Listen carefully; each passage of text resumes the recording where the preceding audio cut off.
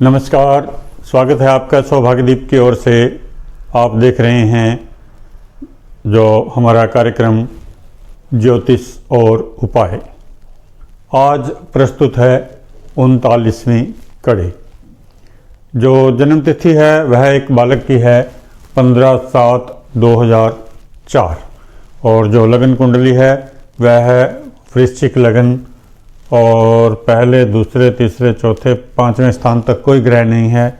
छठे स्थान में राहु है मेष में, सातवें में शुक्र है वृष में, आठवें स्थान में सूर्य, चंद्रमा और शनि है मिथुन में और नौवें स्थान में बुध और मंगल कर्क में और 10वें स्थान में गुरु है सिंह में, 11वें में कोई ग्रह नहीं, 12वें में केतु है। और ग्रह स्पष्ट भी देख लेते हैं। लगन है 17 डिग्री, सूर्य 29, चंद्रमा 6, मंगल 19, बुध 23, गुरु 21, शुक्र 19, शनि 23 और राहु 14 डिग्री। जो दशा चल रही है वह है राहु की खत्म होगा। राहु की महादशा खत्म होगी 17/7/2022 और वर्तमान में चल रही है राहु में मंगल 17/7/2022 को। उसके बाद में दशा चालू होगी बृहस्पति की। तो देखते हैं क्या स्थिति है, समस्या क्या है यह भी समझ लें। एक बालक की कुंडली है और समस्या यह है कि बालक पढ़ाई नहीं करता, उसको बहुत ही पढ़ाई करने की इच्छा नहीं होती है और उसका कारण भी स्पष्ट है कुंडली में। और एक बात और भी है कि मैं इसको व्यवधान पड़ा है पढ़ाई में। देखते हैं कैसे। जो जैसा हमने बताया वृश्चिक लगन है कुंडली में, लग्नेश मंगल भाग्यस्थान में है नीच राशि में। जब लग्नेश भाग्यस्थान में होता है तो आदमी धीरे धीरे प्रगति करता है, बहुत प्रगति होती है जीवन में, कोई कमी वाली बात नहीं है। परंतु यहाँ लग्नेश नीच राशि में है, प्रगति होगी, साथ में जो दुर्गति भी होगी, नुकसान भी होगा, लाभ मिलेगा तो हानि भी मिलेगी। और साथ में बुध ग्रह है, बुध है 23 डिग्री, कोई अस्त पूर्ण अस्त नहीं है, बिल्कुल बुद्धिमान बच्चा है, कोई कमी वाली बात नहीं है। जो और कोई पाप कर्तृ योग में नहीं है, किसी तरीके से कोई कष्ट की स्थिति में नहीं है, केवल नीच मंगल के साथ में है। और जो शिक्षा में रुकावट का वह कारण नहीं है क्योंकि बुद्धि तीव्र है, स्मरण शक्ति तेज है। एक बार ऐसा बच्चा पढ़ लेता है, कोई भी पाठ पढ़ाई कर लेता है तो वो भूलता नहीं, लिख सकता है, लिखने में तकलीफ नहीं है और लिखाई साफ सुथरी है, कोई वहाँ भी कष्ट वाली स्थिति नहीं है। देखते हैं जो राहु केतु छठे और 12वें स्थान में है और एक तरफ कोई ग्रह नहीं है, दूसरी तरफ सारे ग्रह हैं, तो काल सर्प योग हुआ। तो यह काल सर्प योग है। काल सर्प योग का प्रभाव है, शांति करवा लेनी चाहिए। काल सर्प महायंत्र घर में लगाएं तो उससे काफ़ी फायदा मिलेगा, राहत मिलेगी, शांति मिलेगी। अब देखते हैं और क्या कारण है इसमें। आगे शुक्र है स्वग्रही जो 7वें स्थान में, कोई तकलीफ वाली बात नहीं है। आगे सूर्य और चंद्रमा और शनि है। सूर्य और चंद्रमा जो इकट्ठा होते हैं तो अमावस का योग होता है। अमावस की जन्म कुंडली नहीं है क्योंकि सूर्य 29 डिग्री है और चंद्रमा 6 डिग्री है, 23 डिग्री का फर्क है दोनों में। तो ठीक अमावस्या की कुंडली नहीं, परंतु अमावस्या का प्रभाव है कुंडली में। जो प्रभाव सारे वही मिलेंगे जो अमावस में मिलते हैं। अमावस का मतलब अंधेरी रात। अंधेरी रात यानी कि जीवन में काफ़ी बार अंधेरी रात का सामना करना पड़ेगा, निराशा का सामना करना पड़ेगा और कामों में रुकावट आएगी। अंधेरी रात का यही मतलब होता है कि कोई भी बनता हुआ काम बिगड़ जाए, काम करने की इच्छा ना हो, ये सारी परेशानी होती है। और अब देखते हैं इसके साथ में शनि है। सूर्य है 10वें स्थान का स्वामी, चंद्रमा है भाग्यस्थान का स्वामी और यहाँ पर परिवर्तन योग भी हुआ। जो भाग्यस्थान का स्वामी चंद्रमा जो अष्टम स्थान में और अष्टमेश बुध भाग्यस्थान में, तो यह परिवर्तन जो भाग्यस्थान के लिए खराब हुआ क्योंकि भाग्यस्थान का स्वामी चंद्र वहाँ पर आ गया। परंतु हमारा यह भी कारण नहीं है, यह भी हमारा योग नहीं है शिक्षा में रुकावट देखने का। हमारे पास में एक और योग है। भाग्य की खराबी हुई, जो लाभ नहीं मिलेगा, परंतु एक और योग है तीसरे स्थान का स्वामी 8वें में चला गया तो रुकावट वाले स्थान में चला गया। तीसरे स्थान से हम देखते हैं education, higher education. Higher education का मतलब है पहले स्थान से प्राइमरी, दूसरे स्थान से जो मिडिल 8वीं तक की और 8वीं से 12वीं तक की एजुकेशन तीसरे स्थान से। और तीसरे स्थान का स्वामी शनि 8वें में चला गया। 8वां स्थान रुकावट, गड्ढा, और एजुकेशन में 12वीं तक की शिक्षा में रुकावट पड़ने का योग हो गया।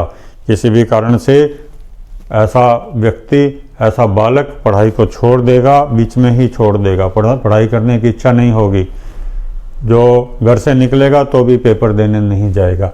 ये परेशानी है, असली परेशानी है। जो तीसरे स्थान का स्वामी 8वें स्थान में चला गया तो 12th तक की शिक्षा में रुकावट आ गई। और अगर कोई बहुत अच्छा उपाय भी कर लेता है और जो उसको मालूम है, ज्योतिष जानता है, उसको मालूम है कि इसकी परेशानी आएगी, तो भी उसके लिए इतना तो उपाय करना पड़ेगा कि किसी एक स्कूल से निकालकर दूसरे में डाल दे तो परिवर्तन योग हो जाए। तो ऐसा बच्चा अगर ऐसा कोई उपाय कर लेता है पहले से, तो जो उसकी इच्छा शक्ति होती है और पढ़ाई कर सकता है क्योंकि बुद्धि में कमी नहीं है। परंतु यहाँ पर शनि और चंद्रमा इकट्ठा है, शनि और सूर्य इकट्ठा है। चंद्रमा मन का कारक है, मानसिक शांति, शनि उसको खराब करता है। तो जो ऐसे बच्चे की बुद्धि ठीक है लेकिन मन की स्थिति ठीक नहीं है, मानसिक स्थिति ठीक नहीं है, पढ़ाई करने की इच्छा नहीं होगी, जो बराबर परेशानी रहेगी। सूर्य, चंद्रमा और शनि दोनों के लिए शनि खराब है। सूर्य पुत्र है शनि, परंतु जो ये अच्छा प्रभाव नहीं देते, बहुत निराशाजनक प्रभाव देते हैं। और शनि और चंद्रमा मानसिक स्थिति को अशांत, अस्थिर, निराशा में बनाता है, मन करता ही नहीं कोई काम करने का। जब शनि और चंद्रमा इकट्ठा होते हैं तो जो पढ़ाई का समय है तो पढ़ाई करने का मन नहीं करेगा, जो बच्चा किताब लेगा, बैठेगा और सो जाएगा और जो लेट जाएगा और किताब सामने रखकर बैठा रहेगा, क्योंकि अंदर से मन ही नहीं है। बुद्धि है, मन नहीं, तो होगा कैसे? जब तक बुद्धि और मन दोनों मिलकर काम नहीं करेंगे तब तक पढ़ाई नहीं होगी। तो निश्चित तौर पर परेशानी है, इसमें रुकावट का योग है। तो बालक की पढ़ाई छूट गई, तो उसने सोचा कि कुछ और काम करके मैं अपना जो भविष्य संवार लूँ और आगे पढ़ाई कर लूँगा बाद में, क्योंकि उसका सीधा सीधा अष्टमेश और भाग्येश का परिवर्तन योग है। यहाँ पर मेजर परेशानी है, जो तृतीय अष्टम में आ गया। फिर शनि और चंद्रमा, सूर्य, ये सारे के सारे परेशानी वाले योग हो गए। और फिर लग्नेश भी नीच राशि में, ये सारे योग ऐसे हुए जिससे जो बुद्धि जो सीधे रास्ते पर चलनी थी, सीधे रास्ते पर नहीं चली, उल्टे रास्ते पर चली और पढ़ाई में रुकावट आ गई। अब देखते हैं कि ऐसे बालक को अगर पहले से पता हो, ऐसे बालक के पेरेंट्स को अगर पहले से पता हो तो ऐसा क्या उपाय कर सकते हैं जिससे जो बालक के जीवन में, पढ़ाई में रुकावट ना आती।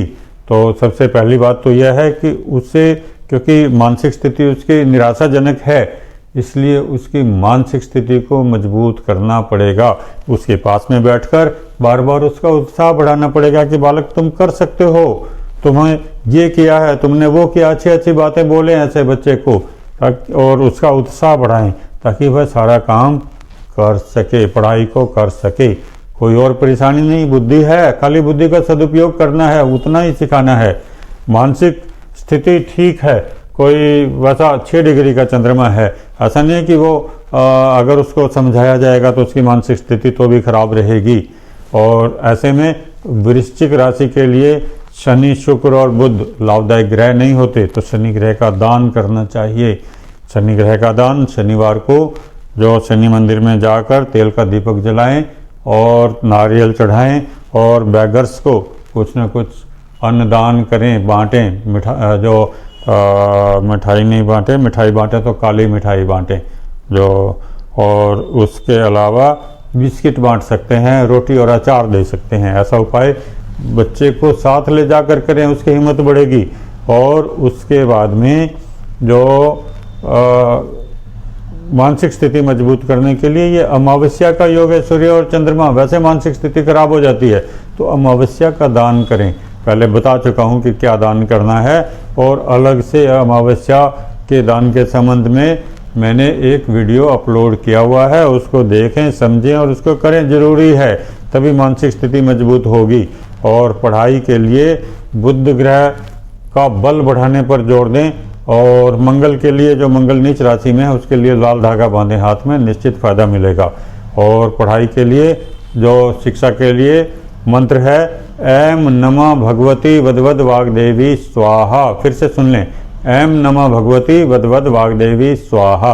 इस मंत्र का पाठ करें जितना भी संभव हो सके, 108 बार, 54 बार, और नहीं तो 21 बार या 11 बार तो हर रोज करने के लिए बोले ही बच्चे को, जितना संभव हो सके उतना करवाएं, ताकि उसकी स्मरण शक्ति तेज हो। और फिर जो एक स्थिति और है, इस ऐसे में बच्चे को बोलें कि बोलकर और खड़ा होकर पढ़े, ताकि उसको नींद ना आए, और जो पढ़े उसमें उसकी कंसंट्रेशन हो। कंसंट्रेशन ही नहीं है, असली बात तो यही है, परेशानी तो वही है। कंसंट्रेशन ऐसे बच्चे के लिए जरूरी है। तो जब कंसंट्रेशन होगी तो जो निश्चित तौर पर कामयाबी मिलेगी, कोई कारण ही नहीं है। और राहु की महादशा भी खत्म हो रही है 17/7/22 से, उसके बाद में पढ़ाई अपनी जारी कर सकता है। राहु के बाद में गुरु ग्रह की महादशा आएगी, और कोई खराबी वाली बात नहीं है, लाभदायक स्थिति में है।